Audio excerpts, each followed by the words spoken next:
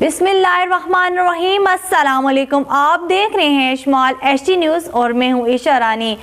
लाहौर में पाबंदियों के बावजूद भी आज भी स्मोक का राज बरकरार। लाहौर की फिजा आज भी इंतहाई मज़र सेहत। लाहौर दुनिया भर में आलूदा शहरों में नंबर 1 पर मौजूद।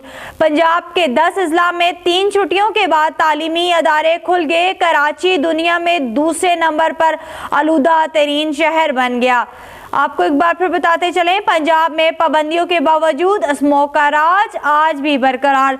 लाहौर की फजा आज भी इंतहाई मज़र सेहत। लाहौर दुनिया भर में आलूदा शहरों में नंबर 1 पर मौजूद। पंजाब के 10 अजला में 3 छुट्टियों के बाद तालीमी इदारे खुल गए। कराची दुनिया में दूसरे नंबर पर आलूदा तरीन शहर बन गया।